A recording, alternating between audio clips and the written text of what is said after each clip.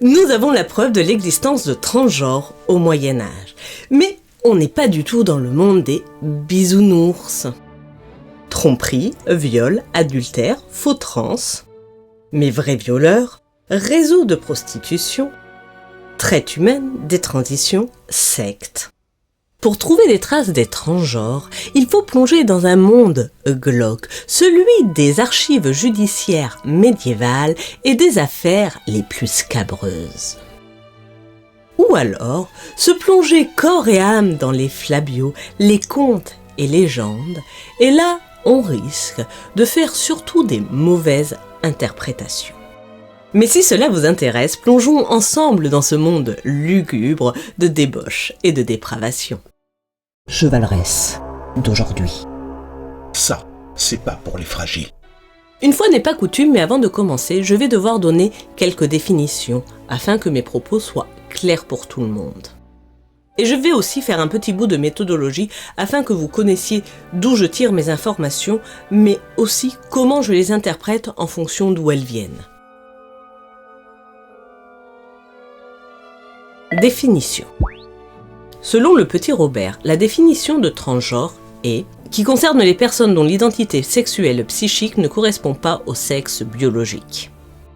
Selon Amnesty International, une personne transgenre ou trans est une personne dont l'expression de genre et ou l'identité de genre s'écarte des attentes traditionnelles reposant sur le sexe assigné à la naissance. Enfin bon, d'une part, c'est un beau bordel. Et d'autre part, ça ne correspond à rien des mentalités médiévales. Au Moyen-Âge, on considère que l'homme parfait avec un grand H est en fait un homme viril. Ensuite vient l'homme efféminé, puis la femme virile, et enfin la femme efféminée, c'est-à-dire l'homme raté. Quant aux intersexes, des monstres. Oui, le Moyen-Âge n'en a strictement rien à faire de la bien-pensance, du politiquement correct, de la transphobie. Sans parler du fait qu'au Moyen-Âge, le genre n'existe pas, et encore moins les concepts qui en découlent, hein. Faut dire que ce mot n'apparaît pour la première fois qu'en 1955. On est encore loin. J'ai donc dû définir des points d'accroche de sorte que cela ait un sens dans le monde médiéval que l'on va explorer. Et pour nous simplifier la vie, les définitions utilisées seront les suivantes. Femme, femelle humaine. Homme, mâle humain. Intersexe, personne souffrant de malformations sexuelles. Transsexuel, personne ayant subi des interventions chirurgicales pour ressembler à un sexe donné, homme ou femme. Castrat, homme mutilé. Travesti, personne portant les vêtements de l'autre sexe. Transgenre, personne adoptant les comportements ou le vestiaire de l'autre sexe sans que cela préjuge de leur ressenti. En conséquence, vous l'aurez compris, le mot sexe sera utilisé pour définir ce qui se trouve entre les jambes de l'individu. Le mot genre sera utilisé pour désigner le comportement des personnes selon si cela relève d'un comportement féminin ou masculin au Moyen-Âge, c'est-à-dire est-ce que cela est une qualité virile ou un défaut féminin. On est au Moyen-Âge, misogynie oblige. Alors, certains s'interrogent certainement du pourquoi ce choix, et les débats pourraient être infinis. Ces définitions sont simples, elles sont compréhensibles de tous, même si vous êtes en désaccord avec elles. Et qu'il est plus important pour moi d'être clair que politiquement correcte ou non discriminante. Et d'ailleurs, comment pourrais-je être non discriminant? Le sujet est discriminant. Comment aborder un sujet sans discriminer? Je suis obligé de définir ce qui en relève de ce qui n'en relève pas sur des critères donc c'est discriminant, qu'on le veuille ou non. Méthodologie. Concernant cette vidéo, la méthodologie était compliquée. D'abord, j'ai dû trier les informations en fonction de la crédibilité des sources. Or, le problème, c'est que la plupart des sources sont militantes, hein ? Par exemple, Clovis Maillet nous explique qu'il a pris conscience de l'urgence de la question en fréquentant Maud Yeux Thomas. Or, qui est Maud Yeux Thomas ? C'est une personne trans qui milite pour l'épistémiologie de l'histoire. Pour faire simple, elle veut revoir l'histoire sous le prisme du genre. Et pour elle, les sources militantes sont aussi importantes, fiables et fidèles que les sources des historiens. Alors vous allez me dire que j'avais qu'à contourner ces sources, mais c'est quasiment impossible. Il faut bien que je sache ce qui est considéré comme des exemples transgenres pour eux, pour pouvoir les analyser. Et je me suis donc forcément appuyée sur leurs sources. Alors, ces personnes sont militantes à divers degrés, mais il y a Jamina Ramirez, qui écrit « Femmes remarquables au Moyen-Âge », Clovis Maillet, médiéviste et militant, pronom il, genre indéfini, sexe féminin, qui a écrit un livre sur les genres fluides au Moyen-Âge, de Jeanne d'Arc aux Saintes Trans. Mais heureusement, d'autres médiévistes existent pour nous apporter d'autres sources. On a Florian Véniel, Didier Lettre, Sophie Cassagne-Brouquet, qui, pour le coup, eux ne sont pas militants. Et leurs travaux m'ont permis d'éclairer le travail des militants. L'autre travail que j'ai dû faire, c'est comprendre le mouvement trans. Et je l'avoue, au début, avec une certaine curiosité. Mais j'avoue aussi que avoir l'impression de se faire insulter à chaque page finit par exaspérer. Certes, il y a quelques témoignages anonymes de personnes souffrant de dysphorie de genre qui nous expliquent pourquoi elles ont voulu changer de genre.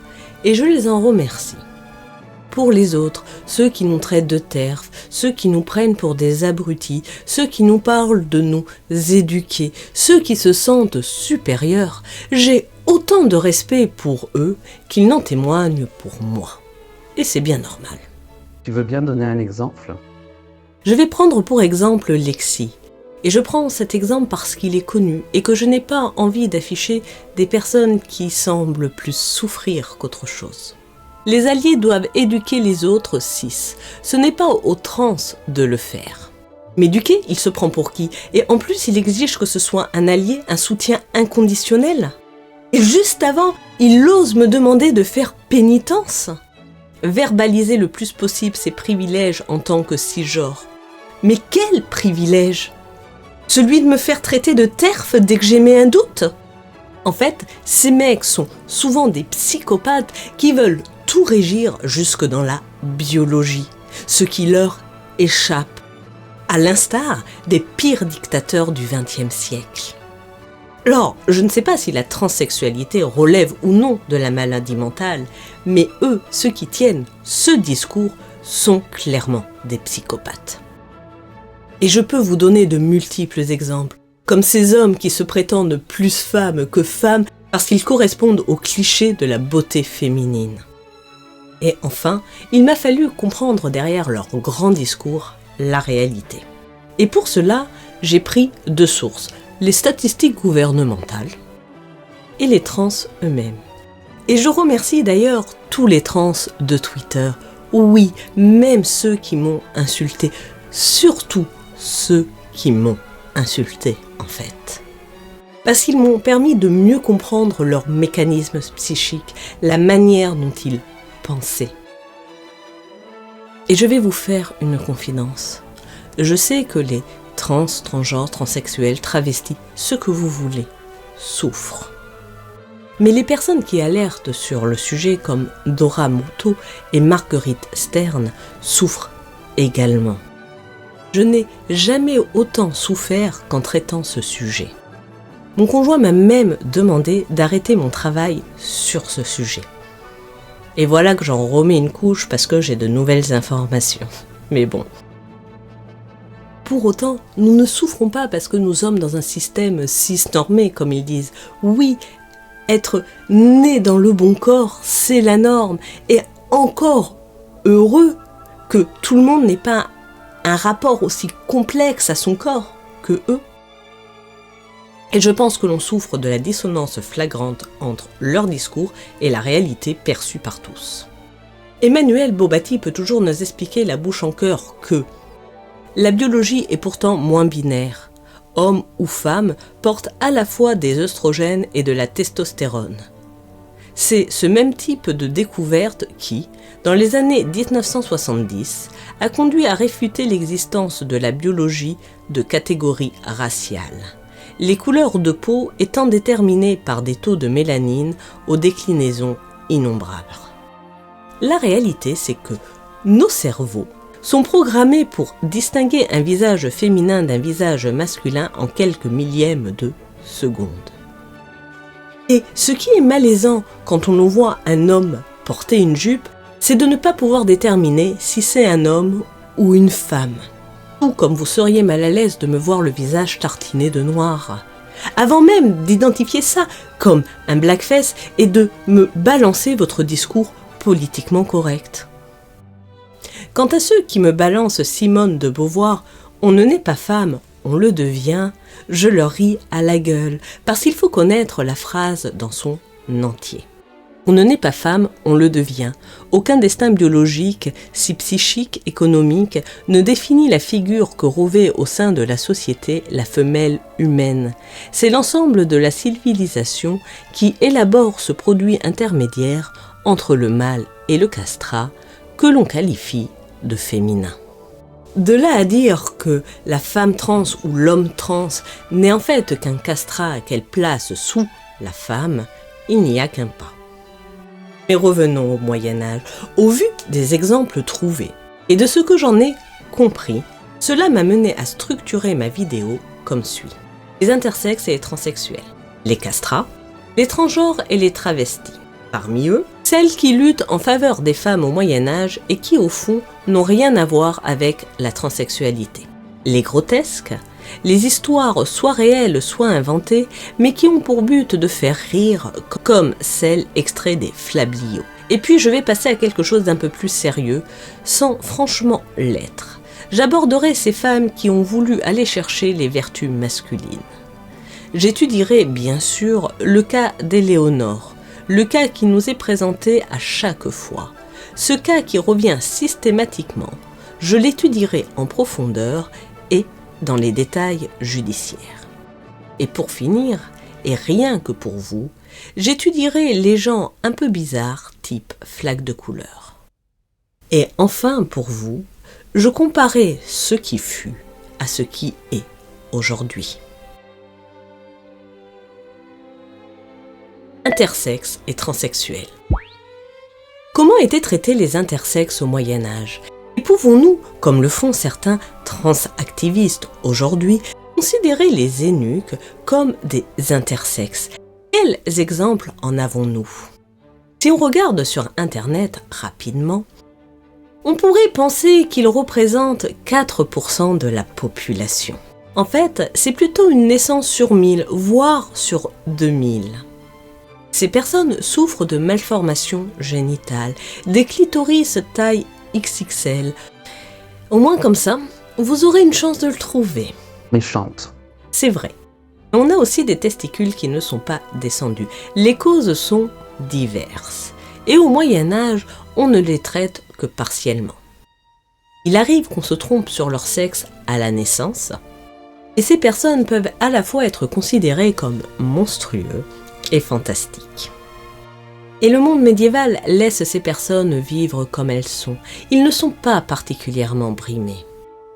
Arrivées à l'âge adulte, elles doivent juste se conformer soit à une vie de genre féminin, soit à une vie de genre masculin. Et certainement que la question que se posent les personnes s'intéressant particulièrement aux intersexes est « sont-ils opérés ?» En effet, beaucoup considèrent ces opérations comme des mutilations.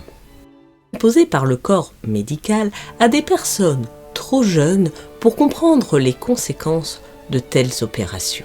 Mais du coup, les enfants trans, c'est pareil? Complètement, mais on va quand même regarder ce qui se passe pour ces enfants au Moyen-Âge.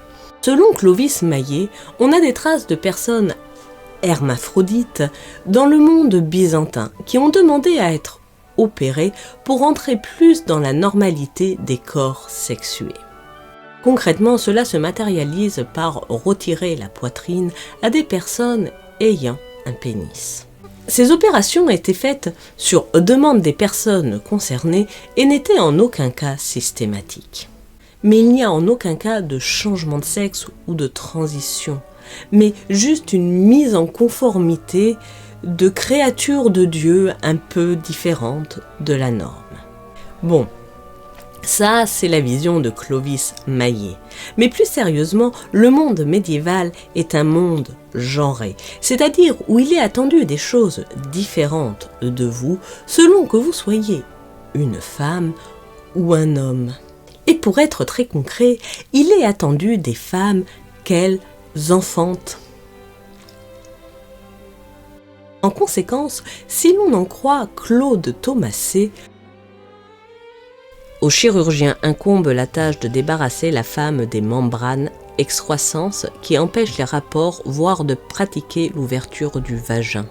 Cette mise en place s'accommode de la mise en place d'une canule qui empêche la plaie de se refermer en cicatrisant et qui permet à la femme d'uriner. L'exigence de la fécondité culpabilise la femme, fait naître l'échange au sein du groupe des femmes et renforce la solidarité et la cohésion. Bien évidemment, ces opérations se limitent aux connaissances de l'époque et en aucun cas il est pratiqué des opérations pouvant mettre en danger la vie de la personne au-delà du raisonnable. Alors qu'est-ce qui est raisonnable ? En tout cas, c'est la position du clergé. Concernant le consentement, il faut bien comprendre que les petites filles ne pouvant pas subir cette opération, ou les petits garçons ayant été pris pour des petites filles, ne pourront pas procréer. Ils ne pourront donc pas se marier et ils seront donc marginalisés. La question qui se pose n'est pas s'ils consentent à l'opération, mais de réunir les fonds nécessaires à payer le barbier, c'est-à-dire le chirurgien à même de leur réaliser l'opération.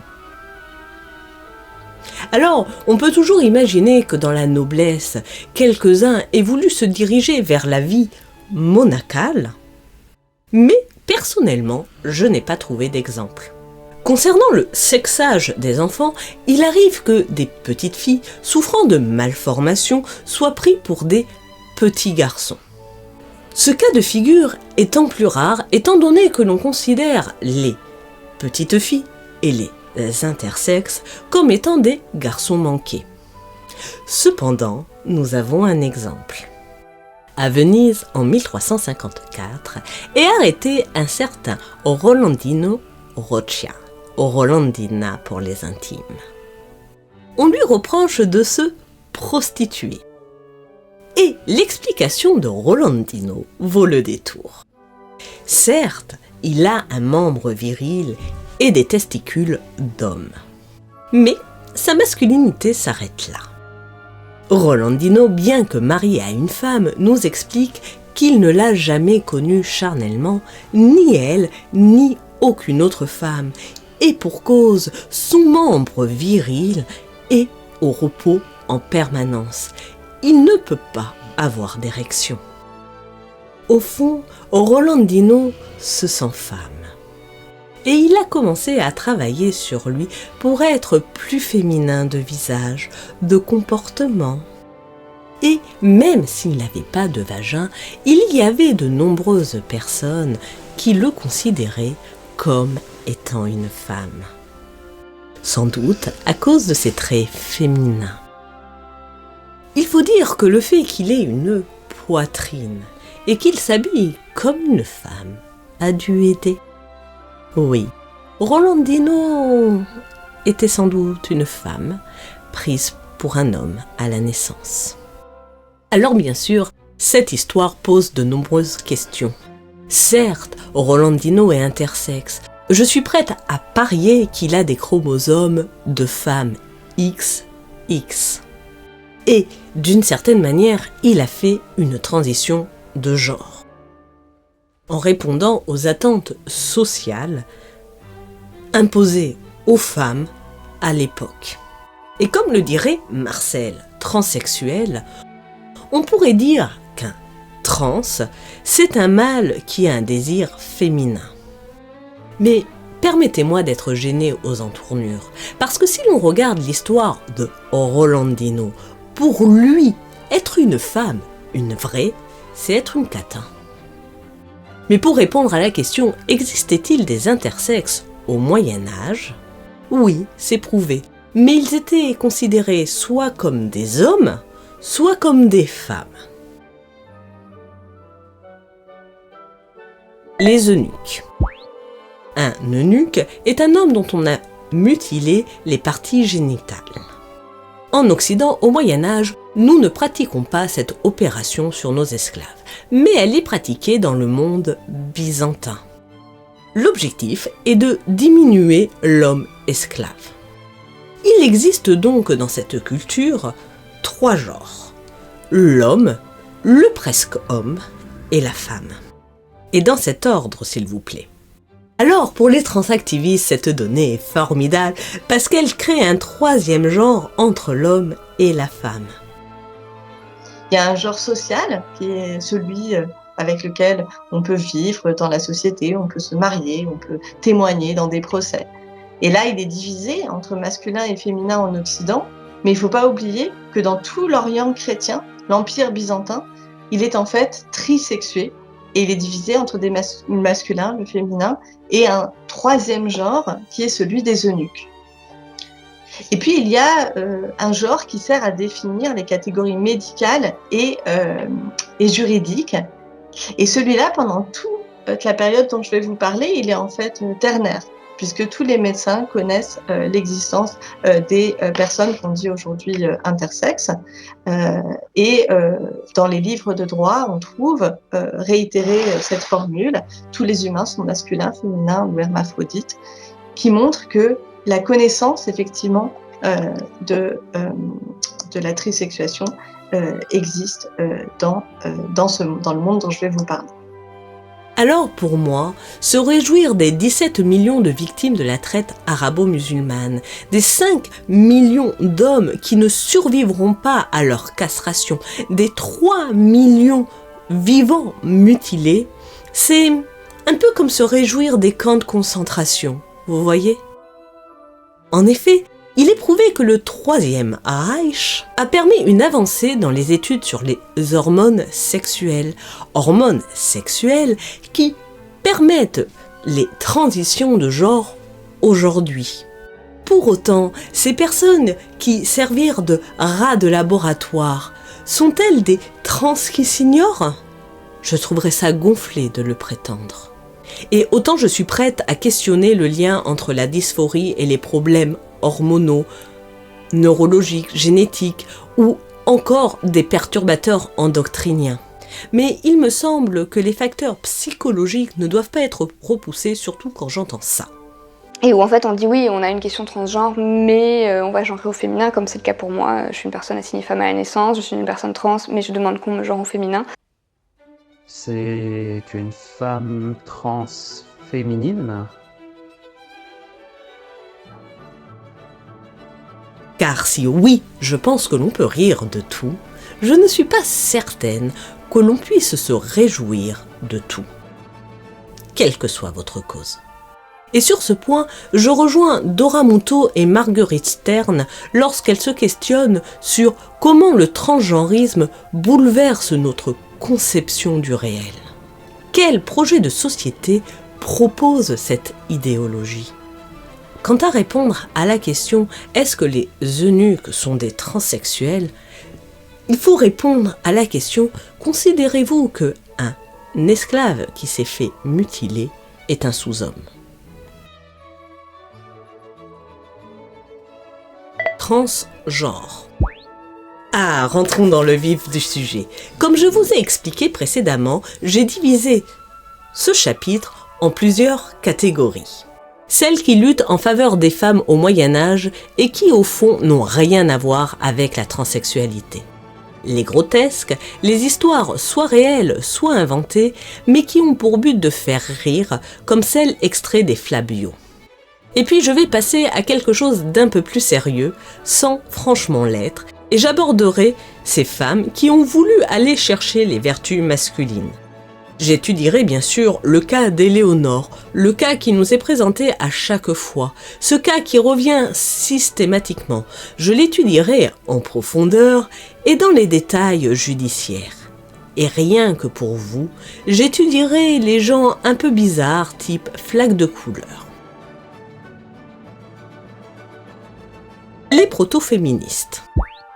Commençons par ce que j'appellerai les proto-féministes, ces femmes qui ont œuvré pour le droit des femmes à l'époque. On connaît tous Christine de Pisan. Alors, pour ma part, je ne la classe pas parmi les féministes. C'est complètement anachronique. Mais bon, c'est vrai qu'elle écrit en 1415 dans la Cité des Dames « En ma folie, je me désespérais que Dieu m'ait fait naître dans un corps féminin ». Elle écrit également « Autrefois j'étais femme, maintenant je suis homme. Je ne mens pas, je m'éveillai et ce fut ainsi sur le champ. Je me sentis transformée, je m'étonnai, mais je sentais que j'étais devenue similaire à un homme. » Voilà pour la traduction. Mais que comprendre de ces citations ? Non, Christine de Pisan ne se sent pas homme dans le sens où elle serait transgenre. Pour la première phrase, elle constate simplement que les conditions de vie des femmes sont moins enviables que celles des hommes. Hildegard de Bingen tiendra un discours similaire. Et au fond, franchement, toute femme, même aujourd'hui, s'est dit un jour « Qu'est-ce que ça serait bien mieux que je sois un homme ?» Ne serait-ce que quand elle transporte une valise, hein. Et l'idée est que nous travaillons ensemble, d'égal à égal. On en reparlera quand il faudra porter quelque chose de lourd. Et moi, je voulais être Sangoku. Et qu'est-ce qui t'a empêché d'être Sangoku ? Bah, j'ai dû affronter la vraie vie. Félicitations. Et alors pour la seconde citation, qui est beaucoup plus ambiguë, elle ne dit pas qu'elle s'est sentie homme dans le sens où biologiquement elle serait devenue homme. Ce qu'elle a ressenti, c'est qu'elle avait acquis les qualités masculines, celles nécessaires à devenir chef de famille. N'oublions pas que Christine de Pisan est veuve et doit subvenir seule aux besoins de ses enfants. Et les qualités nécessaires à cela sont celles des hommes. Grotesques ? D'ailleurs, parlons-en des grotesques. Les grotesques. Les grotesques sont des histoires vouées à faire rire. Parfois, ces grotesques sont tirés de faits réels. Généralement, cela concerne des hommes qui se travestissent en femmes. Marguerite. En 1460, à une époque où les vêtements sont déjà sexués, un jeune homme se travestit en femme pour se prostituer et commence la pratique de la sodomie. Alors dans cette histoire, nul doute que la sodomie aura lieu. Un homme, pour se prostituer, se travestit en femme. C'est un vêtement de travail. L'homme sera condamné au bûcher. La prostitution au Moyen-Âge, c'est comme aujourd'hui, c'est souvent lié à la misère. Quant à l'homosexualité, elle a toujours existé. Mais il y a beaucoup plus intéressant que le cas de Marguerite. La lingère. Dans les 100 nouvelles, on nous raconte qu'un jeune homme était resté dans l'espace des femmes jusqu'à l'âge de 14 ans. Il en avait adopté les façons et les habits, c'est-à-dire ce que l'on appellerait aujourd'hui le genre. Et il était devenu maître dans l'art de blanchir les draps, si bien qu'il n'avait jamais de mal à trouver un travail. Il était connu pour cela dans tout Rome, si bien qu'il allait de maison en maison pour y passer quelques jours. Il dormait avec les autres domestiques et parfois parfois même dans la chambre de la patronne. En effet, il était de coutume de dormir avec ses employés lorsque le chef de famille n'était pas là, et ce dans l'objectif de garantir la bonne moralité de la dame de la maison. Mais monsieur a les hormones en feu à 23 ans et il profitait de chaque occasion pour faire des avances pressantes à ces dames. Il finit par être dénoncé, exhibé en place publique et condamné à l'exil. Il est banni de Rome. Très drôle, mais ce n'est pas une personne trans. J'ai pensé comme toi au début et puis je suis tombée sur ce site. Centre for Crime and Justice Studies, site anglais qui montre que le nombre de viols par des femmes trans augmente de façon exponentielle. La proportion de personnes condamnées pour des crimes sexuels est largement plus importante chez les personnes souffrant de dysphorie de genre que dans le reste de la population carcérale. Et si tous les trans ne sont pas des violeurs, loin de là, la communauté compte plus de violeurs en proportion de leur communauté. Et ce, en proportion suffisamment importante pour que cela soit flagrant dans les statistiques. Pour autant, ce serait quand même une erreur de faire la comparaison. Notre histoire se déroule au Moyen Âge. Et nous trouvons cette histoire dans un flabio. Ce n'est pas une histoire réelle. Non, sinon notre lavandière, elle aurait été brûlée. Et s'il est banni, dans cette histoire inventée, c'est pour que la morale soit sauve. En effet, je vous ai dit qu'il passait de maison en maison, il connaissait tout Rome. Ça veut dire qu'il a connu toutes les bonnes femmes de toute la bonne société. Celles des juges, des amis des juges, du comte, de tout le monde. Et c'est pour ça qu'il ne le condamne pas au bûcher, mais simplement à l'exil, pour sauver l'honneur. Allez, restons dans le grotesque. Se faire prendre pour une conne. C'est l'histoire d'un curé qui rencontre une jeune fille. Il lui explique que si elle se coupe les cheveux et revêt l'habit de moine, il fera d'elle un vrai moine. Et qu'elle ira au paradis. La jeune fille accepte et il l'emmène avec lui sur les chemins. Elle deviendra peut-être pas un vrai moine, par contre, son objet sexuel, ça c'est sûr. Mais ce n'est pas de la transsexualité, c'est de la pédophilie. On est d'accord. Et dans les 100 nouvelles, nous avons beaucoup de femmes qui se déguisent en hommes pour aller rejoindre des moines et faire des galipettes. Ça, c'est pour les flabillons. Mais qu'en est-il dans la vraie vie? Travesti dans la vraie vie. Au Moyen-Âge, condamné comme un péché contre nature, le travestissement n'est autorisé que dans 2 cas précis, celui de l'acteur qui joue le rôle de la femme et celui des femmes en danger de perdre leur chasteté, in periculo castitatis.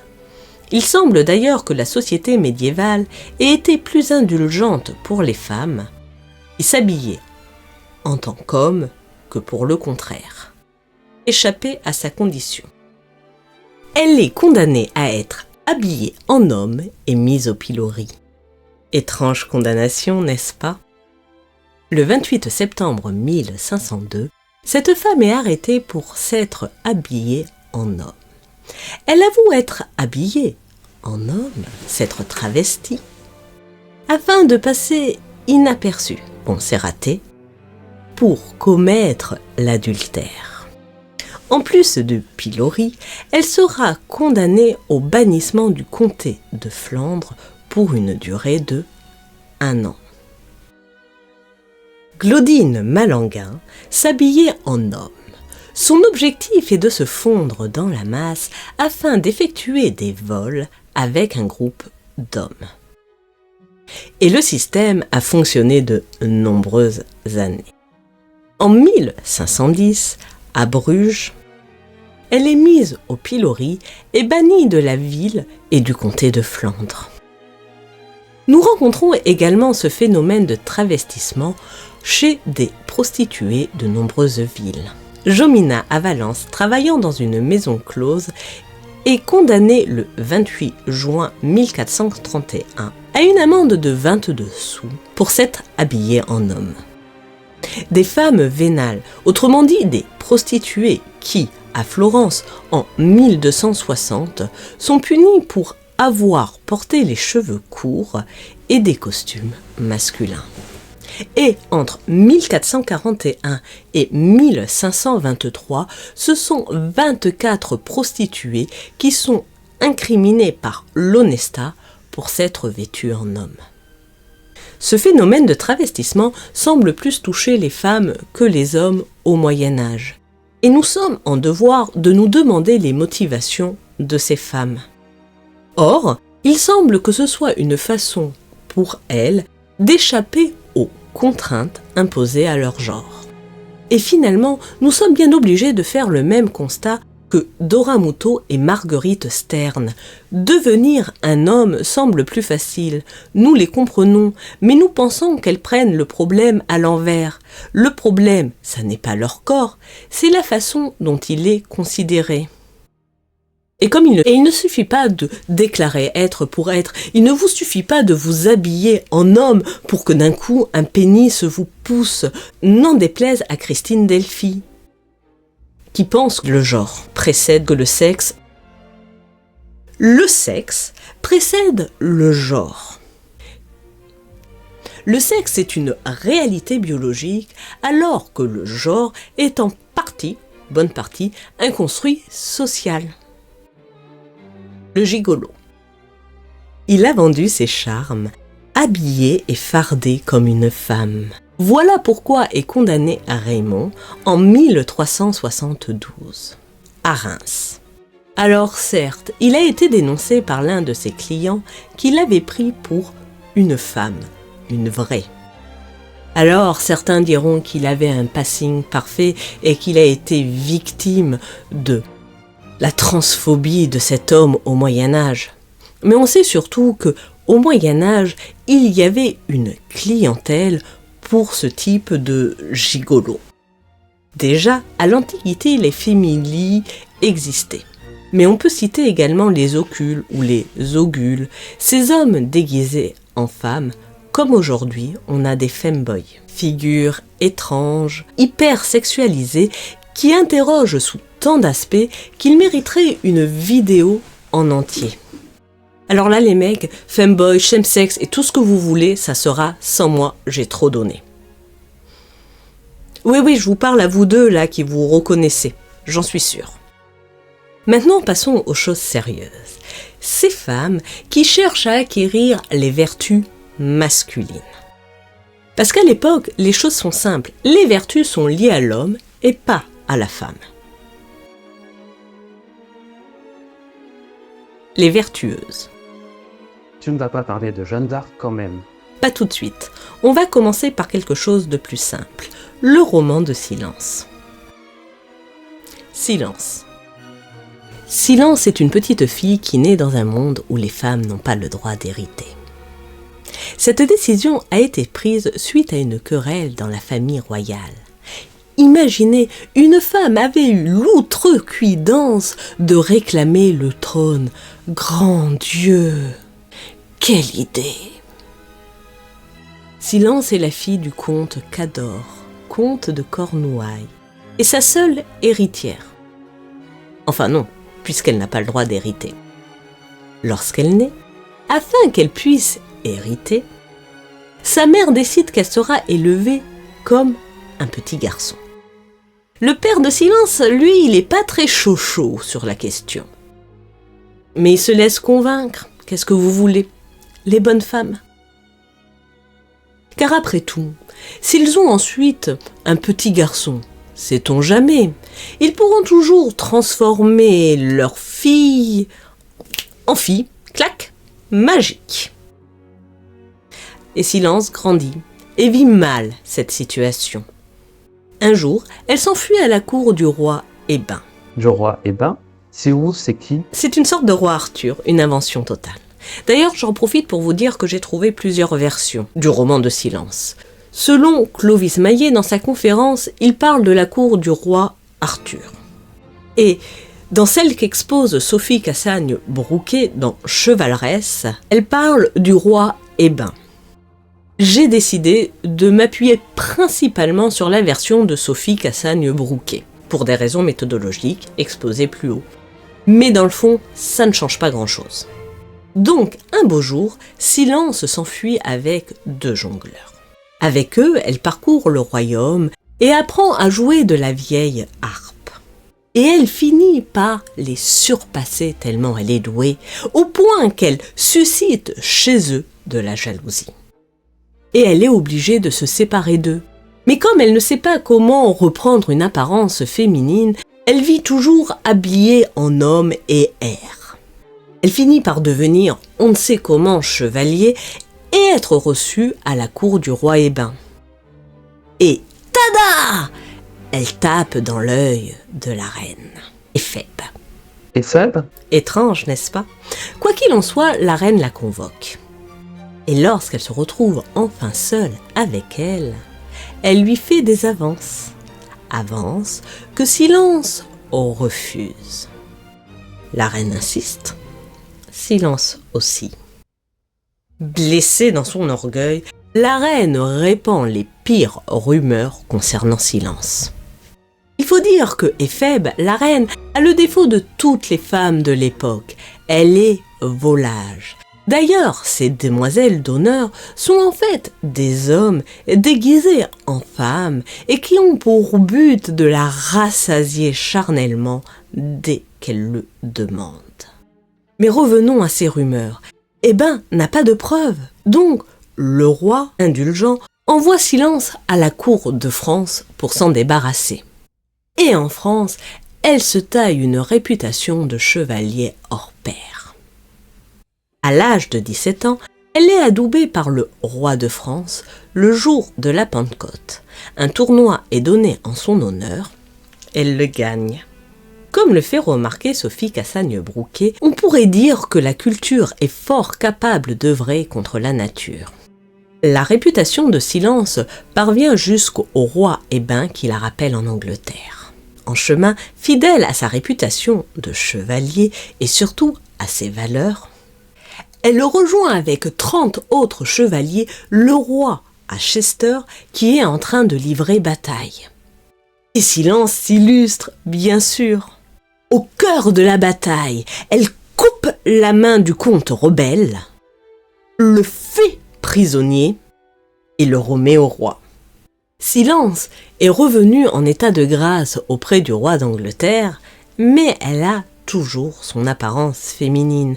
Il y a toujours ces rumeurs qui courent sur elle. C'est là que Merlin intervient. Et là, tada! Enfin, son équivalent. Il révèle toute la vérité. La reine est une salope. Les 12 suivants de la reine sont en fait ses amants déguisés en femmes. Silence est une femme. Et là, silence dans la salle. Bon, ok, elle était facile, je vous l'accorde. Le jugement du roi est sans appel. Il fait écarteler la reine. Les suivantes sont bannies, et Silence, il l'épouse. Ils se marièrent et eurent beaucoup d'enfants. Alors certes, Silence reprend son apparence de femme, mais c'est une femme qui a acquis les vertus masculines, et c'est en ça qu'elle est digne de devenir reine. Alors certes, ce jeu de genre est au cœur du roman et en fait toute sa singularité. Et le modèle que présente Eldris à son public aristocratique est cependant bien étrange, celui d'une virago qui cultive davantage les vertus chevaleresques de l'honneur et de la bravoure que celles de la pitié, de la charité, habituellement proposées aux femmes.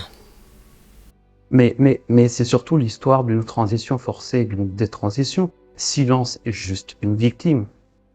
Oui et non. C'est surtout un parcours initiatique. Silence affronte le monde et acquiert ainsi les vertus masculines, tout en se détachant des péchés féminins. Elle est une femme aux vertus viriles, puisqu'à l'époque, la vertu est du domaine des hommes. Dit autrement, l'histoire est surtout misogyne. Et c'est un peu comme un film woke. Là, quand tu vois une femme, c'est forcément une méchante. La mère qui oblige à la transition, la reine qui est une perverse, les suivantes qui sont en fait des hommes et qui ont trahi le roi. La seule femme qui s'en sorte, c'est en fait Silence qui a les vertus, les habits des hommes et qui est donc digne d'être reine. Cependant, des femmes chevaleresses ont réellement existé. Le monde médiéval est bien plus subtil que ce que l'on trouve dans les romans. Ainsi, Sophie Cassagne-Brouquet nous explique que les femmes revêtant l'habit de chevalier pour combattre et tournoyer, hommes se déguisant en cavaliers pour accroître leur renommée, l'image du mâle Moyen-Âge est bien plus complexe qu'il n'y paraît. Et la chevalerie n'est peut-être pas seulement une affaire d'hommes, comme semble le confirmer son évolution au cours des 2 derniers siècles du Moyen-Âge. Les saintes trans. Alors je présente toutes mes excuses à toutes les personnes croyantes. Malheureusement, je ne pouvais pas faire l'impasse sur ce sujet. Avant de commencer à traiter ce sujet, j'aimerais vous citer un passage de la Bible telle qu'elle était écrite et comprise à l'époque. Si la femme veut servir hautement Dieu, elle doit cesser de se faire femme et se faire homme, car tout ce qui est parfait advient dans l'homme. Dans ce contexte, on comprend mieux que certaines femmes aient décidé d'embrasser une vie monacale sous l'apparence masculine. Et je vous propose d'aborder quelques-unes de ces trajectoires qui sont souvent plus mythiques que réelles. Sainte Eugénie. Sainte Eugénie vit dans les premiers siècles du christianisme. Elle se convertit et décide avec 2 de ses amis, Prote et Hyacinthe, de rentrer au couvent. On dit qu'à ce moment-là, elle se déguise en homme parce que elle ne pourrait pas rentrer au couvent en tant que femme. Quoi qu'il en soit, Eugénie a une vie un peu mouvementée et elle est accusée par Mélancia de viol. Elle aura un procès. Et alors qu'elle va être jetée au lion, elle déchire sa tunique pour montrer sa poitrine. Là, le juge, qui n'est autre que son père, la reconnaît. Et il se convertit au christianisme. Attends, son père la reconnaît plus à sa poitrine qu'à son visage? Ta gueule, c'est magique. Bon, ils finiront tous au bûcher. Sainte Marine. Sainte Marine, ou Marine la déguisée, pour ne pas dire la travestie, entre au monastère avec son père qu'elle se refuse de quitter. Bon, le père finit par quitter ce bas monde quand même, et Marine reste au monastère. Un petit syndrome d'Oedipe, mais bon. Sauf que, Marine se retrouve accusée d'avoir mis enceinte la fille de l'aubergiste et était exclue du monastère. Elle vit avec cet enfant dans la mendicité et finit par être réintégrée au monastère. À sa mort, oups, on découvre qu'en fait, c'était une femme, que donc elle n'avait pas pu avoir cet enfant avec la fille de l'aubergiste. Joseph Hildegarde. En pèlerinage vers Jérusalem, Joseph Hildegarde se retrouve orpheline quand ses parents décèdent. Et au XIIe siècle, les voyages sont peu sûrs. Surtout que une enfant isolée, ça attire les convoitises. Comme toute femme qui voyage, elle porte des habits d'homme et finit par méprise à être intégrée à un monastère cistercien. Alors, elle va tenter de s'enfuir, et ce, à plusieurs reprises. Elle ne prononcera jamais ses vœux, et finalement mourra d'épuisement. Et c'est là que, tadam, on découvre que c'est une fille. Et l'une des raisons pour lesquelles elle devient sainte, c'est qu'à l'époque, les cisterciens n'ont pas encore de sainte. Et quoi de mieux que ce personnage un peu ambigu? Les redondances. Dans ces trois histoires, je dois quand même souligner les redondances. Déjà, dans les deux premières histoires, et on le retrouve dans d'autres histoires encore, elles sont accusées par d'autres femmes de viol.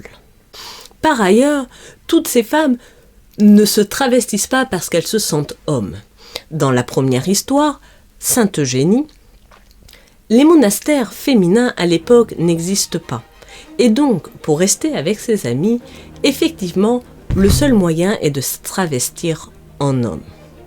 Dans le second cas, Sainte Marine, l'objectif n'est pas non plus de devenir un homme, mais de ne pas quitter son père. Quant à la dernière histoire, Sainte Hildegarde, ce n'est pas un choix de sa part d'être prise pour un homme. C'est très différent des démarches d'aujourd'hui. Conclusion. Alors, pour moi, ce ne sont pas des trans, car il n'y a pas de volonté d'être un homme. Celles qui ont choisi de se déguiser ne veulent juste pas quitter des hommes, que ce soit leurs potes ou leurs papounets. Ça ressemble plus à de la folie de groupe. Or, la contagion sociale est aussi nommée syndrome psychogène collectif par les médecins et très répandue chez les filles. On constate que la transmisogynie fait aussi l'objet d'un phénomène de groupe. Soudain, dans une classe, toutes les filles se déclarent trans, asexuelles ou autres. Rika Tertre souligne que la plupart des filles reçues au cabinet souffrent aussi de troubles psychiatriques graves et elle évoque l'idée de phénomène de mode. De plus, lorsque l'on regarde les recherches de l'Observatoire de la Petite Sirène, extrêmement décrié par les transactivistes, je vous l'accorde, on se rend compte qu'il y a une prédominance, ces dernières années, des transitions femmes vers hommes. Il y a quelques années, ces transitions représentaient que 15% de la population en France. Aujourd'hui, elles représentent 2/3 de la population. On remarque également une décrue des autres maladies mentales comme l'anorexie, maladie plutôt observée chez les adolescentes. 70% des trans souffrent en Angleterre de comorbidités psychiatriques et, en Suède, 46% d'entre eux s'automutilent, 20% d'entre eux sont autistes. Or, on remarque que dans l'histoire de saintes se faisant passer pour des hommes, elles sont quasiment toutes dans la légende dorée, concentrées dans le début de la première ère chrétienne. De plus, la redondance des histoires est surprenante. Généralement, elles le font pour suivre un groupe. La première pour suivre ses amis eunuques et la seconde pour suivre son père. Or, les mêmes docteurs que cités plus haut remarquent que la santé mentale de ces jeunes filles qui veulent transitionner ne s'améliore pas avec le début du traitement hormonal. Or, avant l'embrasement médiatique autour de cette question, la transition de personnes souffrant de dysphorie de genre avait un effet positif sur leur santé mentale. Aujourd'hui, ça n'est plus le cas. Les docteurs Kenneth Zucker précisent que pour 88% des enfants qu'il a suivis, les troubles ont fini par disparaître à l'âge adulte.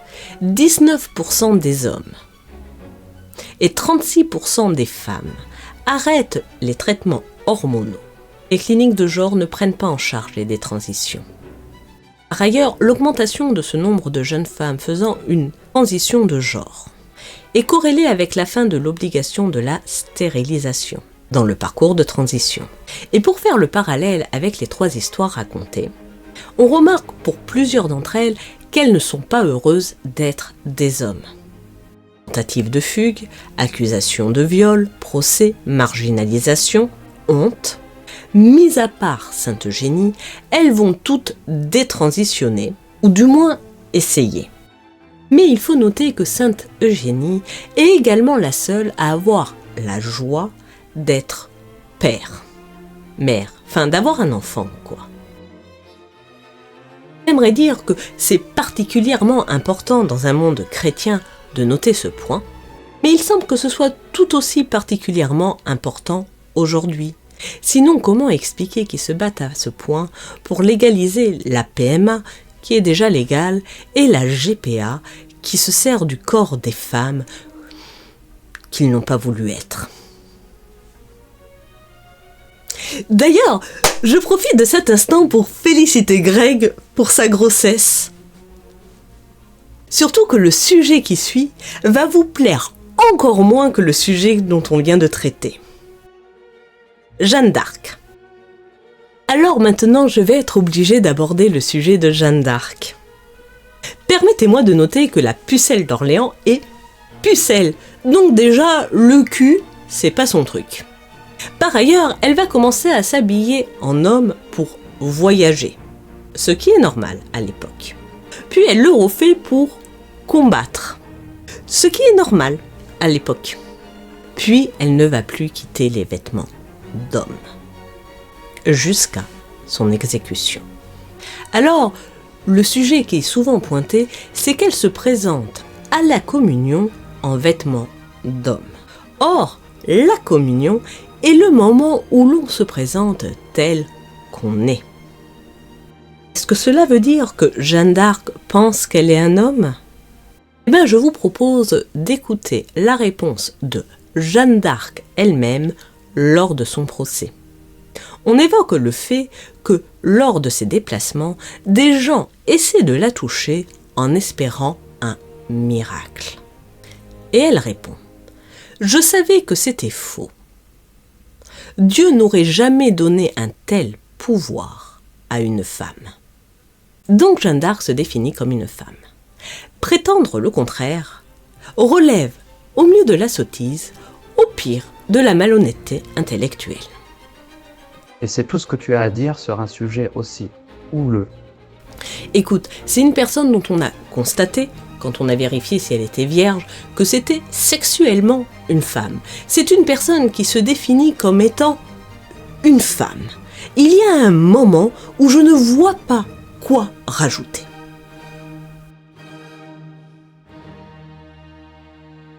Aliénor. Imaginez, vous êtes un marin dans le Londres du XIVe siècle. Pour tuer le temps, vous allez chez les filles de joie dépenser votre solde.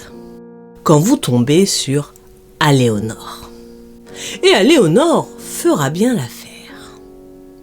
Sauf que quand vous apprêtez à faire votre affaire, vous découvrez que madame est en fait un monsieur. Quelle serait votre réaction ? Alors cette histoire, il y a deux manières de la raconter. À la façon des transactivistes ou en se penchant sur les faits. Version transactiviste. Le dead name d'Aléonore est en fait John, et j'espère qu'elle m'excuse de l'avoir cité. Non, je suis désolée, j'arrive pas à garder mon sérieux complètement. Mais revenons, et grâce à l'intervention d'une bonne fée, Yel prendra le prénom d'Éléonore et apprendra à faire l'amour à la manière des femmes. Un jour qu'Éléonore se promène tranquillou bilou, un jeune homme l'aborde. Il la regarde, il la trouve à son goût et lui demande tout benoîtement « Est-ce que tu baises ?» Le bel étalon lui plaît et elle accepte. Elle est libre, Éléonore, libre. Malheureusement, l'histoire s'arrête lorsqu'ils sont surpris en plein acte par la police de Londres. Le jeune homme déclare qu'il a vraiment pris Aléonore pour une femme, ce qui prouve qu'elle a quand même un passing du feu de Dieu et qu'il s'est tout simplement pas rendu compte qu'il se trompait de trou. Franchement, entre nous, ça arrive à tout le monde. Quant à Éléonore, elle sera jugée, victime de la transphobie médiévale. Vous avez du mal à accrocher à cette version, pas étonnant. Les faits historiques. Bon, maintenant, reprenons les faits. Nous sommes dans le Londres du XIVe siècle.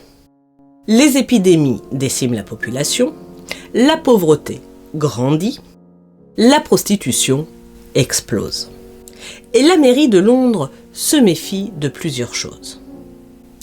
La prostitution, qui a tendance à augmenter la prolifération des virus, notamment celui de la syphilis, et des étrangers, surtout de ceux qui vont aux putes. En conséquence, elle va instituer un couvre-feu. Voilà pour le décor. Alors, qui sont les personnages ? Nous avons Elizabeth Moring, une maquerelle. C'est à peu près tout, sauf une bonne fée. Elle est jugée en 1380 pour ce que nous appellerions aujourd'hui du proxénétisme aggravé. En effet, cette dernière non seulement tient illégalement une maison close, mais en plus son procédé de recrutement est tout ce qu'il y a de plus scabreux. Elle commence d'abord par appâter les jeunes filles par des travaux honnêtes qui leur permettraient de sortir de l'extrême misère dans laquelle elles sont, avant de les forcer à la prostitution. L'autre protagoniste, c'est John Rickener, qui est donc connu sous le nom de Éléonore. Et lui, il va être une victime de la maquerelle. Complètement dépourvu et miséreux, il va accepter le travail que lui propose Elizabeth Moring de couturière. Le problème, c'est que ce métier est un métier de femme. Donc, Elizabeth Moring va convaincre John Rickener que pour exercer ce métier, il doit se travestir en femme. John, complètement dépendant de ce travail, accepte cette concession qui est quand même déjà énorme pour l'époque. Et elle va pousser John Rickener à accepter de plus en plus de choses inacceptables jusqu'à accepter la prostitution.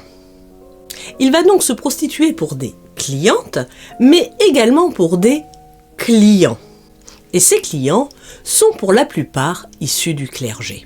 Ce sont majoritairement des clercs, mais ce sont également des nonnes. Et lors de son interrogatoire, il confessera plusieurs choses. Les prêtres payant davantage, il préfère cette clientèle. Il ne fait pas payer aux femmes ses prestations sexuelles. Et il livrera l'ensemble des noms de ses clients. Et parmi ses clients, il y a du beau monde, du vrai beau monde. Et là, vous imaginez qu'il a été arrêté justement pour démanteler ce réseau, que son arrestation n'est pas un hasard. Et vous vous trompez. Son arrestation a lieu de nuit alors qu'il est avec un autre client, John Britt, un marin étranger. Il est donc arrêté pour fait de prostitution, mais avec un facteur aggravant qui est celui du non-respect du couvre-feu. Et pas pour le fait de sodomie ? La sodomie n'est pas retenue contre lui car elle relève du tribunal ecclésiastique. Et ceux qui vont le juger, c'est un tribunal laïque. Et du coup, il sera jugé par le tribunal ecclésiastique dans un second temps ? Et étaler les noms de sa clientèle ? Certainement pas.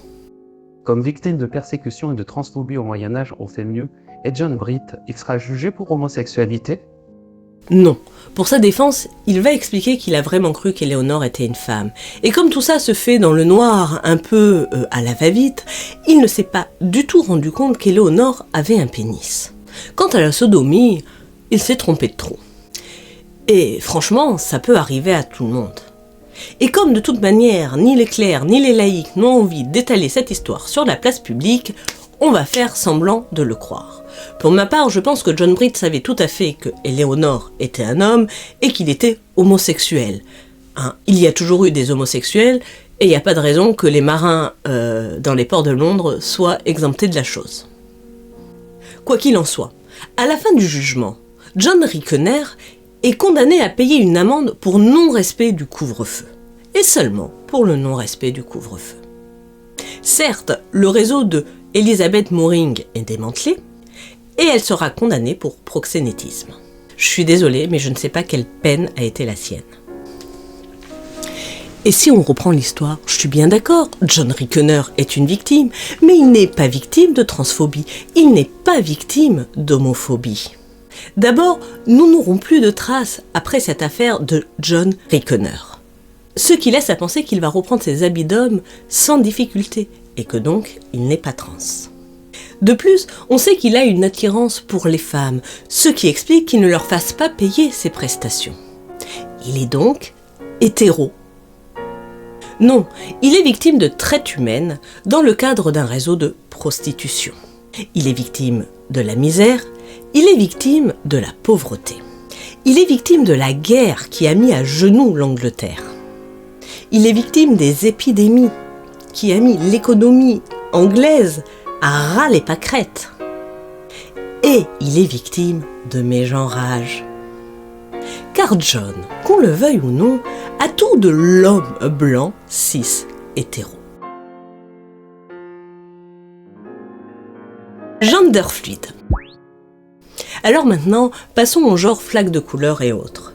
Vous l'avez sans doute remarqué, ces théories du genre nous offrent une palette de possibilités qui ne se limite pas au méchant et bête binarisme qu'étaient d'un côté les hommes et de l'autre les femmes.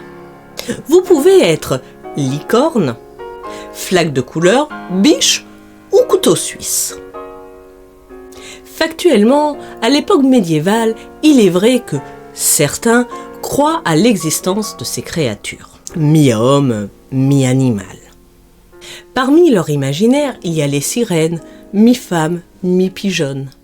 Il faut attendre le 8e siècle pour qu'une sirène avec une queue de poisson soit mentionnée, et le 15e siècle pour que cet être mi-femme, mi-thon soit inscrite définitivement dans nos imaginaires.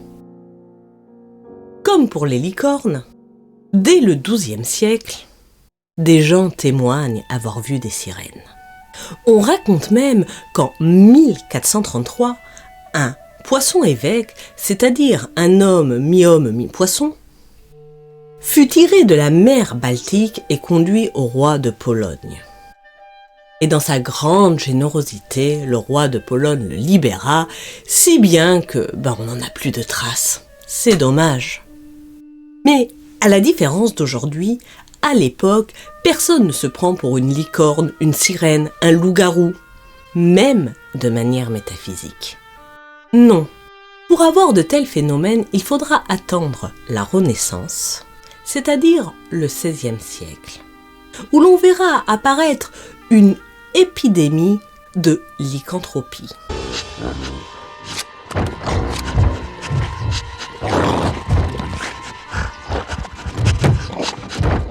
Ce sont généralement des hommes qui pensent en fait être des loups-garous. Et ce n'est pas bien, parce que les loups, ça mange les petits-enfants. Et dans la France du XVIe siècle, c'est une véritable épidémie. On pense que les procès menés pour sorcellerie de l'époque n'y sont pas pour rien. Alors bien sûr, l'image du loup-garou existe déjà au Moyen-Âge. Et dans l'imaginaire, c'est à peu près la même chose qu'aujourd'hui. La seule différence, c'est qu'étant donné que les armes à feu ne sont pas développées, pour le tuer, il ne faut pas une balle d'argent trempée dans l'eau bénite, il suffit de le blesser et plus jamais il se retransformera. Mais si on repasse au XVIe siècle, ce qu'il y a bien avec les loups-garous, c'est que ça met tout le monde d'accord. Les catholiques, comme les protestants. En Franche-Comté, près de Dole, on découvre à l'automne 1573 les corps à moitié dévorés de 6 enfants âgés entre 6 et 12 ans. La maréchaussée de l'époque conclut à l'attaque de loups. Mais la population, elle, a désigné un autre coupable, un marginal, nommé Gilles Garnier. Il sera jugé coupable le 18 janvier 1574. Il est condamné à être traîné sur une clé, puis être placé sur une roue et enfin mis au bûcher. Et il y a du monde à son exécution. Tout le monde est persuadé que quand il sera mis au bûcher, il se transformera en loup-garou. Certains, parmi ceux qui assistent à l'exécution, ont sans doute préparé leurs petites balles d'argent trempées dans l'eau bénite pour se prémunir de toute éventualité. Mais la triste réalité, c'est que il se contentera de partir en fumée.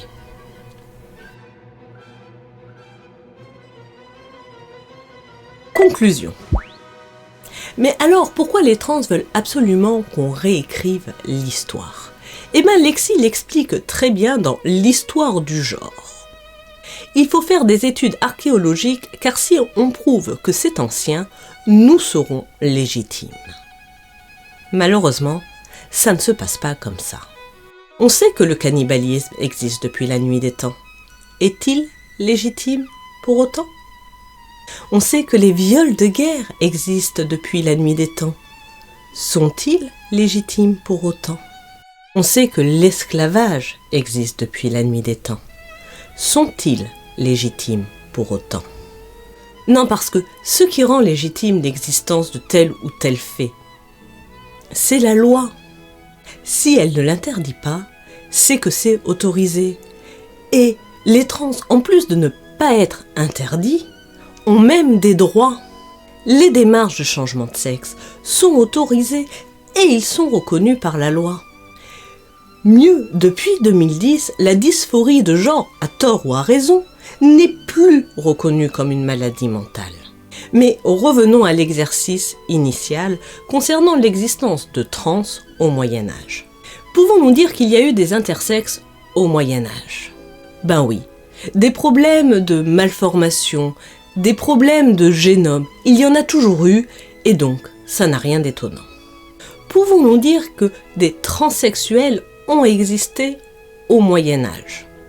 Non, et ce pour des raisons techniques, ils n'avaient pas les connaissances médicales pour ce faire, et des raisons philosophiques. À moins que l'on considère que les mutilations forcées soient une forme de transition ou de genre fluide. Et dans ce cas, les eunuques sont des trans. Mais je vous rappelle que c'est quand même considéré aujourd'hui dans le code pénal comme un acte de torture et de barbarie, de couper les bijoux de famille d'un homme sans son consentement. Pouvons-nous dire qu'il y a eu des transgenres au Moyen-Âge? Oui. Mais concernant les transitions hommes vers femmes, ce sont soit des violeurs qui essayent de se dissimuler pour violer les femmes, soit des personnes qui ont été forcées et prises dans des réseaux de prostitution. Et concernant les transitions femmes vers hommes, elles sont soit le résultat d'une certaine misogynie, c'est-à-dire l'idée qu'il faut absolument être un homme pour être vertueux, soit le résultat d'une transition forcée. Et ne nous trompons pas, la présence de transsexuels dans les réseaux de prostitution sont juste là pour répondre aux besoins d'une certaine clientèle. Elles sont prises dans un réseau de traite humaine, un peu comme aujourd'hui d'ailleurs. Et concernant les flaques de couleur,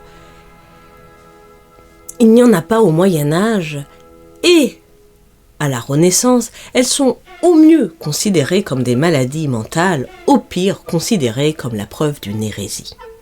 Et vous me direz, mais qu'en est-il des personnes qui se déclarent être nées dans le mauvais corps? Eh bien, si de telles personnes ont existé, nous n'en avons aucune trace. Et je vous assure que si elles avaient existé, nous en aurions des traces. Parce que imaginez à l'époque une personne dire « Eh oh, je pense que Dieu s'est trompé, il m'a faite femme alors que je devrais être homme », je vous assure qu'elles auraient été jugées pour hérésie et brûlées. Et maintenant, si on compare les exemples qui nous viennent du Moyen-Âge et les dérives des activistes trans, on retrouve effectivement la question des mutilations forcées. L'attribution d'une transsexualité à des femmes hors normes comme Jeanne d'Arc, et après ça se prétend féministe, le viol par ruse, la fuite de la société, et le repli hier dans des monastères, aujourd'hui dans des communautés sectaires. Des détransitions, une valorisation de leur souffrance psychologique et de leurs maladies psychiatriques. Et il est vrai que toutes ces déviances définissent en partie le mouvement transactiviste. Et comme les trans au Moyen-Âge, les trans aujourd'hui sont des victimes du patriarcat. Mais pas celui qu'elles imaginent et fantasment, non, celui que leur idéologie porte en eux. Car l'idéologie trans, en réduisant la femme à un sentiment, des ongles, des vêtements, l'idée de porter et jupe, et l'homme à une personne qui s'assume, s'affirme et s'impose, n'est en fait qu'un patriarcat déguisé. Les petits plus. Pour réaliser cette vidéo, j'ai dû réaliser de nombreuses recherches et j'avoue que j'ai été surprise. Ils ne sont absolument pas exclus de la société, ils sont soutenus financièrement. On est même en droit de se demander pourquoi une aussi petite communauté perçoit tant d'argent. La mairie de Paris subventionne les associations trans à hauteur de 400 000 € et le gouvernement français à hauteur de 264 millions de dollars. Ils sont même parfaitement intégrés au système. Pour preuve, le transgenrisme tente de se faire passer pour une contre-culture lorsqu'il est en réalité un mouvement soutenu par la crème du capitalisme. Une des stratégies des transgéniques pour faire passer une loi allant dans leur sens est de s'accrocher au wagon des réformes populaires. La relation qu'entretient le transgenrisme avec deux concepts contemporains, l'écologie et le transhumanisme. Les transitions sexuelles sont extrêmement dangereuses. Les déséquilibres hormonaux peuvent être vécus par toute personne et ont des conséquences physiques et psychologiques lourdes. Oestrogènes, d'autres effets des oestrogènes sont connus, perte de libido, état dépressif plus fort. Les bloqueurs de puberté ont des conséquences sur les os. Le risque d'addiction à la testostérone est réel. Au bout de 5 ans d'injection de testostérone, les risques de cancer de l'utérus et des ovaires augmentent tellement que le corps médical vous recommande une ablation des organes. Ces médecins pourraient écoper d'une condamnation pour thérapie de conversion s'ils ont le malheur de questionner la transidentité d'un patient. Je ne prends pas en compte les chiffres avancés par Lexi dans son livre car elle donne des chiffres mais pas de comparaison avec d'autres. Des demandes toujours plus délirantes à la société. Mise à l'index de la cisnormativité. Transphobie est un système en soi, comme on vient de le voir, résultant d'un autre système, la cisnormativité. Dans une société, tout se répond. La cisnormativité, c'est considérer le fait d'être cisgenre comme un système sans exception possible. Oui, la société est cisnormative. Cela ne veut pas dire qu'elle vous exclut. Mais juste que la norme, c'est d'être plus en phase avec son corps que vous. Contrairement à ce que dit Lexi, le genre n'est pas assigné à la naissance. Non, c'est le sexe de l'enfant qui est constaté. Au risque d'en décevoir beaucoup, la plupart des gens ne s'interrogent pas sur leur genre, ni sur ce qui relève du culturel ou du naturel. La compréhension de leur propre identité ne les intéresse pas. Ce n'est pas leur problème. L'exigence que tout se définit en fonction d'eux. Lexi se plaint que l'on refuse de se reconnaître cis, refus du mot cis et usage du mot femelle. L'exigence d'être compris. On est visible mais on n'est pas compris. Enfin ça, c'est inhérent à tout être humain, on n'est jamais compris. Mais également l'inverse, le fait de devoir informer les personnes avec qui elles entretiennent des relations charnelles qu'elles sont trans. Laura Muto et Marguerite Stern rappellent le principe d'invisibilité de l'état des personnes, principe égal selon lequel un individu ne peut disposer de manière pleine et entière de sa personnalité juridique. La reconnaissance de leur communauté. Lexi fait remarquer que en France, le mot de communauté fait peur, inquiète et suscite l'hostilité. Sauf que c'est partiellement vrai. Devant la loi, la France ne reconnaît qu'une seule et unique communauté, la communauté française. C'est un truc qui ne s'arrête jamais. Lexi explique que avoir été invisible pendant des siècles nécessite un nouvel apprentissage de cette pluralité. Il rajoute que filles et personnes trans binaires s'inscrivent dans un schéma incompréhensible. L'idée de n'être ni homme ni femme est autrement plus difficile à concéder, à intégrer aux réalités culturelles pour les personnes qui ne sont pas concernées. Avant de nous expliquer qu'il est important de garder en tête le facteur d'invention individuelle qui fait que bien d'autres pronoms existent et sont utilisés. Liste des pronoms qui sera bientôt plus épais que le code civil. Avant de nous expliquer que l'on peut être trans sans transitionner. Une volonté de tout pénaliser. Ne pas prendre en compte et voir les trans, c'est transphobe. Le droit de s'en foutre, on en fait quoi? Il ne s'agit même pas de dire qui décide de ce qui est transphobe, mais de reconnaître qui est à même d'identifier la transphobie. Sauf que ça, c'est pas possible. Ce qui est transphobe, c'est la loi qui doit le définir, et non pas la sensibilité mouvante d'une communauté instable. Et il s'immisce jusque dans les relations intimes. Selon les militants trans, les préférences génitales seraient oppressives car cela reviendrait à réduire une personne à son sexe. Mais non, en fait, laissez-nous baiser avec qui on veut selon nos préférences.